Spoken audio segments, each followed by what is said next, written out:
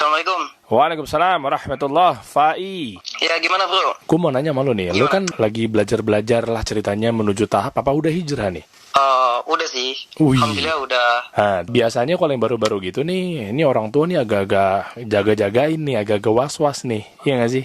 Bener. Iya kan? Dipantau. Mau ngaji di mana lu? Nah, mau di masjid mana? Ustadznya gimana nih? Ya wajar. Namanya juga orang tua, betul? Iya benar. Nah, terus? Awalnya tuh kan gue berangkat kajian sendiri kan. Gue pamitnya ke orang tua nggak ke kajian dong. Kalau gue pamit ke kajian, ya otomatis kajian mana gitu. Kenapa ke sana? Pasti ditanyain gitu kan.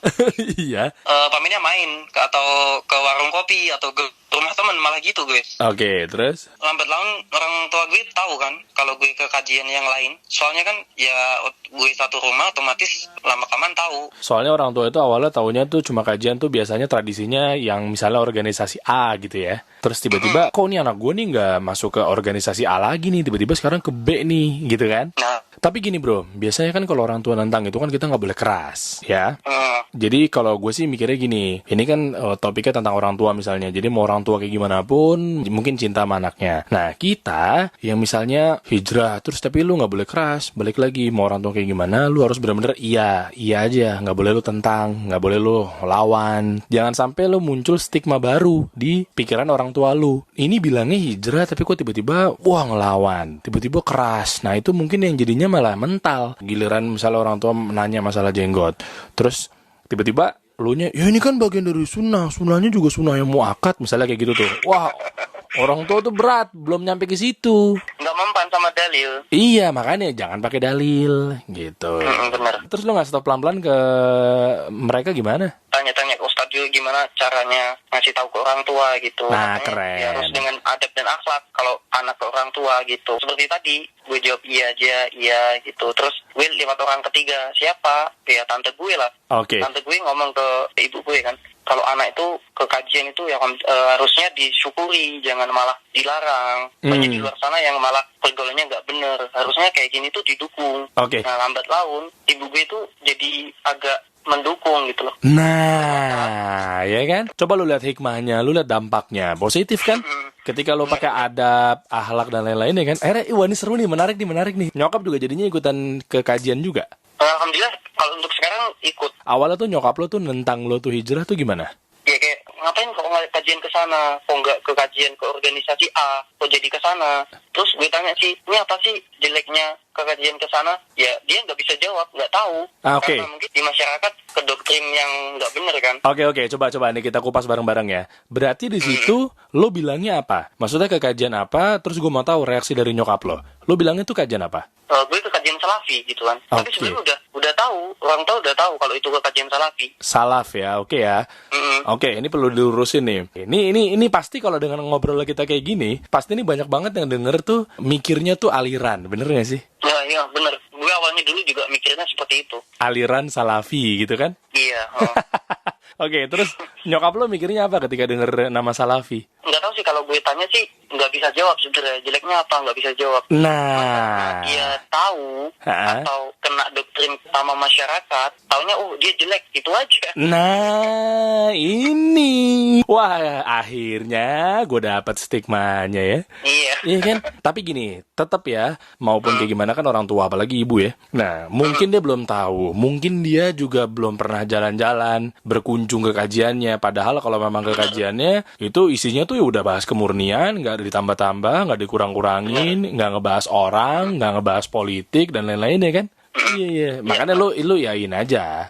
Terus akhirnya begitu ditanya, ya ini kajian yang memang ini kita ngikutin para salaf kan begitu kan, niatnya kita gitu. Iya, bener. Tapi mungkin yang belum tahu tuh langsung nangkep, aliran apa nih salaf ini? Wah, panjang tuh. Aduh. Akhirnya ya kan stigmanya jadi panjang, jadi luas, lebar, disimpan di otaknya orang-orang tertentu ya. Akhirnya pas begitu ditanya, emang apa sih kan gitu kan? Iya. Kenapa nggak ngebolehin ke kajian itu? Ya karena itu kajian salafi, aliran salafi. Terus akhirnya pas lo tanya, salafi apa? Mereka jawabnya apa? Nggak tahu.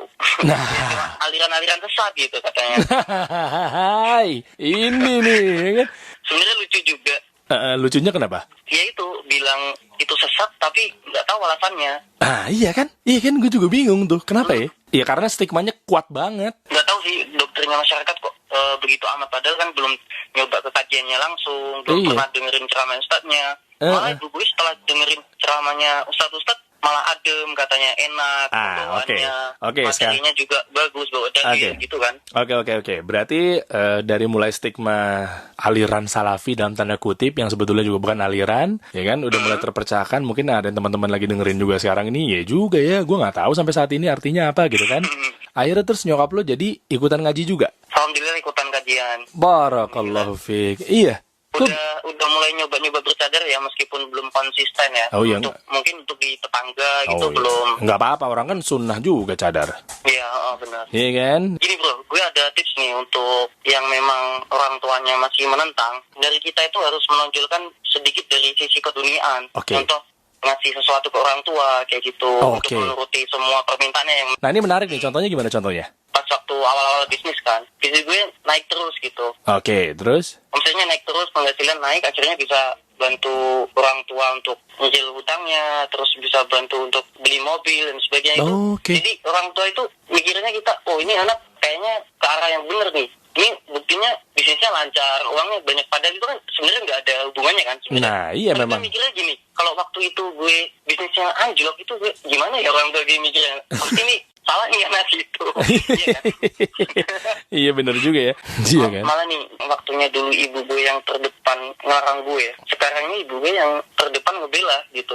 Jadi kalau waktu ada siapapun orang yang mungkin mencela gue, itu ibu gue yang bela. Salah satunya memang kakek gue masih kadang ngejelek-ngejelekin gue kan waktu ke kajian gitu. Wah, gitu. Kesalaf nih gitu, disindir-sindir kan, kesalaf gitu.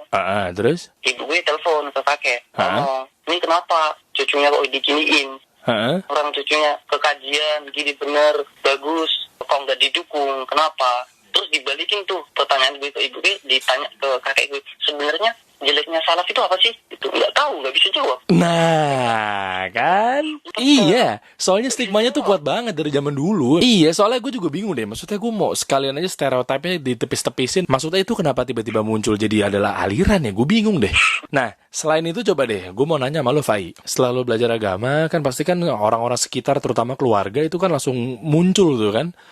Lo pasti denger stigma-stigma yang aneh mengenai Islam, stigma negatif, stereotip yang mungkin gak masuk akal gitu kan? Iya, ada sih yang kayak gitu.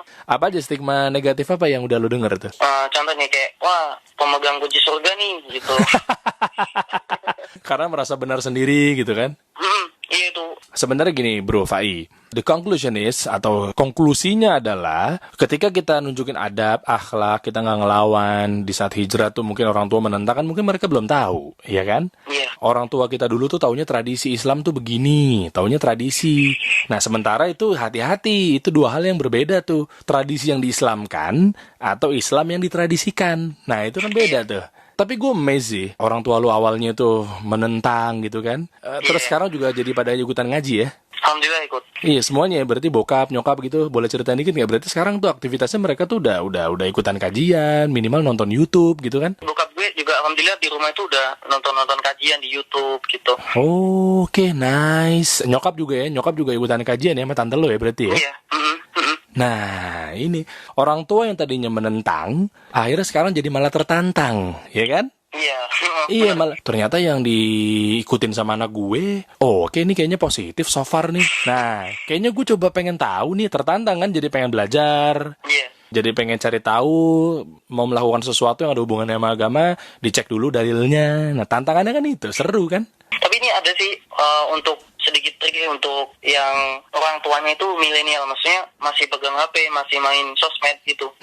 Gini bro, kalau orang tua gue itu dulu kan masih main Facebook kan. Jadi Facebook itu kan sekarang untuk orang-orang tua kan kebanyakan. Nah, langsung iya. Sekarang anak muda yang pakai Facebook jarang. Bentar. Gue sih nggak main Facebook, berarti gue masih muda. Puas banget ketawa lu. Siap. Oke. Ketawa lu puas banget. Ikhlas. Iya benar. Oke, terus? Langsung gue suruh orang tua kesini aja main Instagram, jangan main Facebook. Facebook itu isinya kebanyakan gibah, meskipun nggak semuanya. Kebanyakan gibah. Langsung gue gue buatin Instagram, nah gue follow tuh akun-akun Sunah sama akun-akun Ustadz gitu. Wih, keren juga nih kayak trik lu ya. Oke nih. Ini boleh dicontoh nih ke teman-teman yang lagi dengerin nih. Oke. Jadi lo sabotasme untuk ke positifan ya berarti ya. Terus bapak gue tanya gitu, ini Instagramnya ayah nggak bisa buat selain kajian ya gitu. Kok kajian terus itu. Isinya kajian semua di feed-nya ya, timeline home-nya ya. Kajian. Iya, isinya di home-nya tuh isinya kajian mulu. Iya kan. Terus ya udah gue jawab gitu kan. Ya udah itu tonton aja kajian, berarti disuruh ngaji itu.